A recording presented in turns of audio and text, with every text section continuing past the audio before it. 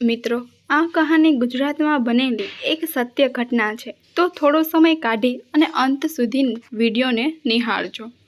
અમદાવાદની એક જાણીતી એન્જિનિયરિંગ કોલેજના 30 વિદ્યાર્થીઓએ દિવાળીના વેકેશનમાં એક નાનકડી સૌરાષ્ટ્રની ટૂરનું આયોજન કર્યું હતું.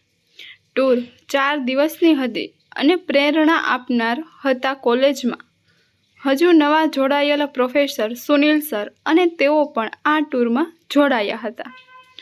અમદાવાદથી ઉપડીને આ લોકો ધંધુકાથી આગળ વધ્યા કે ત્યાં આવેલી હોસ્પિટલ પાસે એક ડોશીમાં એક નાના છોકરા સાથે ઊભા હતા. એણે હાથ ઊંચો કરીને બસને ઊભી રાખવાની વિનંતી કરી કે તરત જ સુનિલ રાજપૂતે બસ થોભાવીને બસમાં ડોશીમાં અને છોકરાને અંદર લઈ લીધા.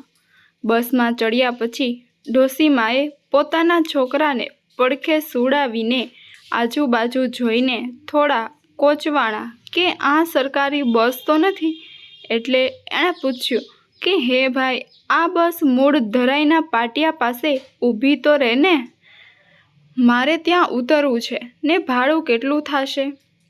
મારી પાસે તો હવે આ 50 રૂપરડી વધી છે. ખોટું ના લગાડતા હો ભાઈ, આ બસ ઓલી લોકલ જેવી નથી લાગતી એટલે પૂછું છું. ડોશીમાએ આટલું કીધું એટલે છોકરા છોકરીઓને મજા આવી કે સારું રામકડું હાથમાં આવ્યું છે. અને આમેય આ લોકો તો ફરવા જ નીકળ્યા હતા, એટલે બધાએ પોતાના કાનમાંથી ડટિયું કાઢીને મોબાઈલ નાખ્યા ખિસ્સામાં અને બધા મનોરંજન માટે ડોશીમાની સીટની આજુબાજુ બેસી ગયા. પ્રોફેસર સુનિલે ડોશીમાને શાંતિથી સમજાવીને કહ્યું કે તમારે ભાડું નથી આપવાનું ને આ સરકારી બસ નથી અને અમે તમને જ્યાં ઉતારવું હોય ત્યાં ઉતારી દઈશું. ડોશીમાને સારું લાગ્યું. બોલ્યા, હે ભગવાન, તમારું અભરે ભરે, તમારું બધાનું સારું થાય. નહીંતર 3 બસ સાવ ખાલી હતી તોય મારા રોયાવે ઊભી ન રાખી. વળી તમારામાં રામ રુદિએ આવ્યો કે તમે ઊભી રાખી, નકર આ માંદા છોકરાને આ ડોશીનું જાને સૂઈ થાત. માડી તમારું કયું ગામ? પ્રોફેસરે વાતનો દોર હાથમાં લીધો. શિયાનગર. મૂળ ધરાઈના પાટીએ ઉતરીને રિક્ષામાં જાવું છે. બહુ આઘી નથી, 2-3 ચોટિયાવા થાય. તે આમ ધંધુકા શું ગ્યાતા માડી? નટખટ એવી પાયલે પૂછ્યું. એમાં એવું છે ને કે આ છોકરાને 2 દીથી તાવ આવે ને ગામમાં ડૉક્ટર ન મળે, તે મને થયું કે ધંધુકે મોટું દવાખાનું થયું છે તે લાવ્યને ન્યાન જઈ આવું. તે દવાખાને આવી હતી. ડોશીમાએ સીટ પર સુડાવેલા છોકરાને માથે હાથ ફેરવતા કહ્યું, તે ઘરમાં કોઈ મોટા નથી, તે તમારે આવવું પડ્યું. હવે સ્વાતિએ પ્રશ્ન કર્યો. બાકીના સાંભળતા હતા. બધાને કાઠિયાવાડી બોલીમાં રસ પડતો હતો. તે છે ને ઊભા વાસળા જેવા 2 છોકરાને એની 2 ફૂલ ફડકડિયું બાયું છે ને પણ એ ઘરે નથી. પોલીસ પકડી ગઈ છે. તે કાલે જામીન પર છૂટશે ને હું તો એમ કહું કે અઠવાડિયું રાખે ને બરાબરના ધબધબાવે તો કંઈક સુધરે, બાકી મહિને 2 મહિને એ બાંધતા જ હોય છે. ડોશીમાએ એની હૈયાની વરાળ કાઢી નાખી. તે માળી બાયુને શું કામ પકડી ગયા? અભિજીતે પૂછ્યું.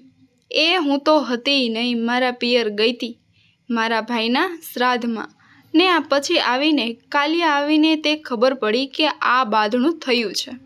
મારાથી મોટા જેઠનું ઘર ને અમારું ઘર સામે સામે. તે બપોર વચાળે છોકરા રમતા રમતા બાંધ્યા ને તે પછી છોકરાની માયું બાંધ્યું. હે ભાઈ, પેલા આવું નહોતું હો, પણ જ્યારથી આ ઊંચી એડીઓવાળી આવી છે ને ત્યારથી દાટો દેવાઈ ગયો છે, દાટો. એ રૂપાળિયુએ જઈને એના ધણીને કીધું ને તે એ અક્કલ મઠ્ઠા એ બાંધ્યા. 4 અમારા ને 4 એ આવ્યા લાકડીએ. તે મારા 2 દીકરાને પગે વાગ્યું ને સામેવાળાના 2 ભાઈના હાથ ભાંગી ગયા. કાકા દાદાના બાંધ્યા. બોલો કેવો કલજગ આવ્યો છે, બોલો. ડોશીમાએ શ્વાસ લીધો અને ફરીથી ચલાવ્યું. બસમાં શાંતિ છવાઈ ગઈ. બધાને વાતમાં રસ પડ્યો. તે સામે સામી ફરિયાદ થઈ. પોલીસ આવી. સામેવાળાએ મારા છોકરાની હારોહાર વહુઓના નામ લખાવ્યા. તે મારા છોકરાએ પણ એવું જ કર્યું. તે આઠેયને પોલીસ બઠાવી ગઈ. એક દી રાખ્યા હોસ્પિટલમાં ને પછી લઈ ગયા એને ચોકીએ, અને કાલે કદાચ બધાને જામીન મળે એમ ગામનો જીવલો કહેતો હતો. જીવલો અમારા ગામનો મોટો આગેવાનનો દીકરો, પણ તમે એને ન ઓળખો હો, ડોશીએ કીધું. તે આ તમારો છોકરાનો છોકરો છે? મિત્તલે પૂછ્યું. ના હો, મારા છોકરાના છોકરા તો બેય ઘરે છે. આ તો સામેવાળાનો છોકરો છે. માંદો હતો તે હું દવાખાને લાવી. ડોશીમાએ જાણે બોમ્બ ફોડ્યો અને બસમાં શાંતિ છવાઈ ગઈ. એક ડોશીની વાત સાંભળીને સૌ મૂંગા મંતર થઈ ગયા. કોઈ કશુંય બોલ્યું નહીં. પ્રોફેસર સુનીલે કહ્યું, માડી, સામેવાળાએ તમારા છોકરાઓ અને એના વહુઓ પર કેસ કરીને પોલીસ ચોકીમાં પૂર્યા, તોય તેના છોકરાને તમે કેમ દવાખાને લાવ્યા? કંઈ સમજાયું નહીં? એમાં શું સમજવું? વાક મોટાનો હોય તો એમાં આ ગગા એનું શું બગાડ્યું મારું? અને જે હતા એને તો પોલીસ લઈ ગઈ. એના ઘરમાં એક દીકરી છે, એને સીમંત કરીને તેડી આવ્યા. હજુ અઠવાડિયા પહેલાં એ બિચારીને 6મા મહિના જાય એટલે એ તો ન જઈ શકે. એ તો રોતી હતી. એક બાજુ એની તબિયત નહીં સારી ને આને તાવ મગજમાં ચડી ગયો. તે હું ગઈ ને મેં કીધું, રોમાં ભલે ને બાંધ્યા. એ રોયા.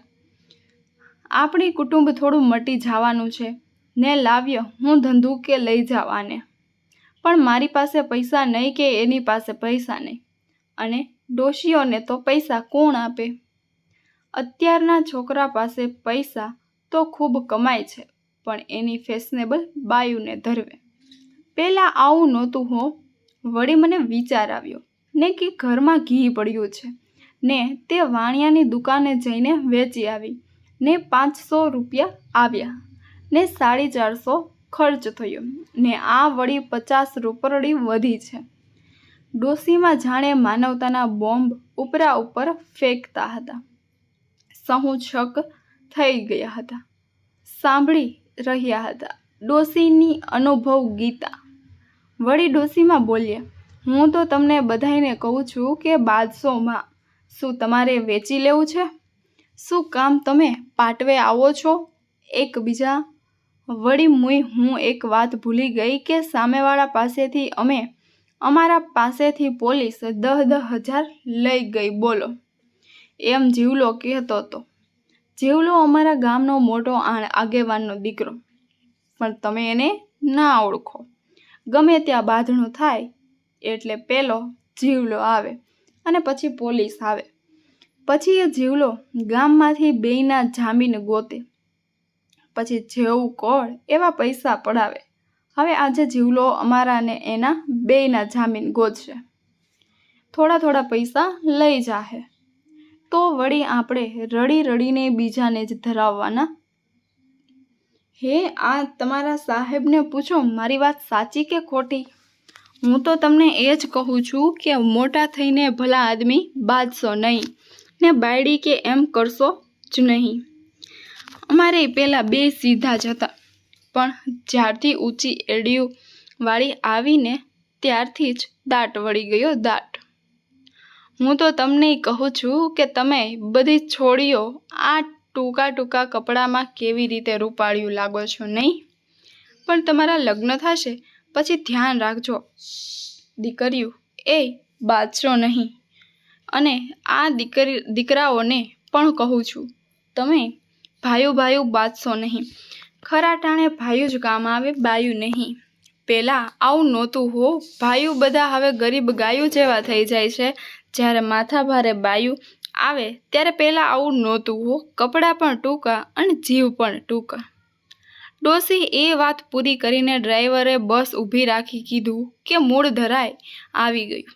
ડોશીમાં ઊભા થયા, છોકરાને બેઠો કર્યો અને કીધું, કે એ સાહેબ તમારું ને આ તમારી આ નિશાળિયાનું સારું થાય, અપરે ભરાહે તમારું બધાનું, એ મારો વાલીડો તમારું સારું કરે. અને જવા રવાના થયા કે પ્રોફેસરે પૂછ્યું કે માળી તમારું નામ શું, એ તો કહેતા જાઓ.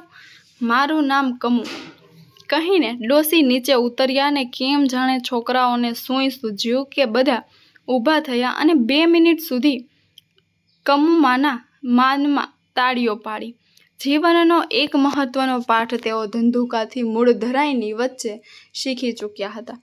બધાના મગજમાં એક જ વાક્ય ઘૂમતું હતું કે ભલા થઈને બાદશો નહીં, શું ભેગું લઈ જવાનું છે અને શું વહેંચવાનું છે.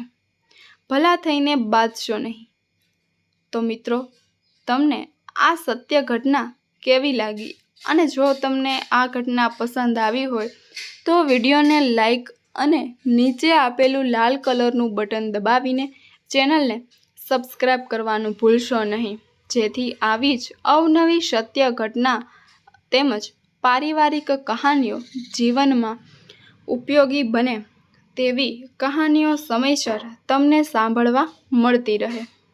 આ કહાની વિશે આપનું શું કહેવું છે તે પણ આપ અમને કોમેન્ટ બોક્સમાં જણાવવાનું ભૂલશો નહીં. તો મિત્રો, ફરી મળીશું કોઈ નવી કહાની સાથે. ખૂબ ખૂબ ધન્યવાદ. જય મા ગાત્રાળ. જય શ્રી કૃષ્ણ.